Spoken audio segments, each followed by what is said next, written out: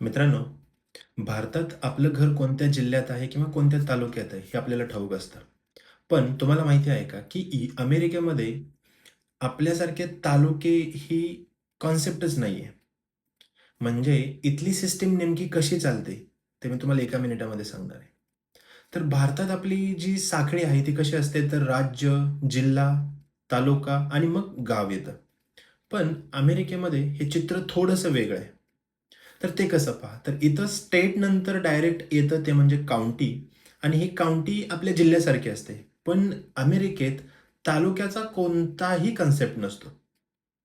County नंतर जर असेल, तर ती डायरेक्टली येते सिटी किंवा टाउन त्याला आपण म्हणतो. तर इथला सगळ्यात मोठा फरक तो म्हणजे ऑटोनॉमी. इथं कसं असतं, तर अमेरिकेतल्या प्रत्येक सिटीला किंवा टाउनला त्यांचे स्वतंत्र नियम बनवण्याचे अधिकार दिलेले असतात. म्हणजे जर इथला स्थानिक टॅक्स असेल, शाळांचे नियम असतील किंवा पोलिसांचे नियम असतील, तर ते तुम्हाला प्रत्येक शहरांमध्ये वेगवेगळे दिसू शकतात. तर आपल्या भारतामध्ये कसं आहे, की निर्णय जे असतात ते वरून खाली येतात. म्हणजे केंद्राकडून राज्याकडे, राज्याकडून जिल्ह्याकडे, मग तालुक्याकडे. पण अमेरिकेत काय होतं, तर जे काही पॉवर आहे ती लोकल लेव्हलवरती आहे.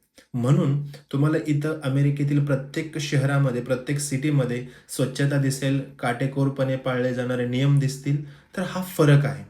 तर तुम्हाला काय वाटतं, की कोणती सिस्टम ही चांगली आहे? आपल्या भारतामधली जी केंद्रापासून गावापर्यंतची सिस्टम चांगली आहे, की ज्या ठिकाणी फक्त अमेरिकेत लोकल लेव्हलला जे अधिकार क्षमता दिलेली आहे किंवा निर्णय घेण्याचे, नियम बदलण्याची जी क्षमता दिलेली आहे ती चांगली?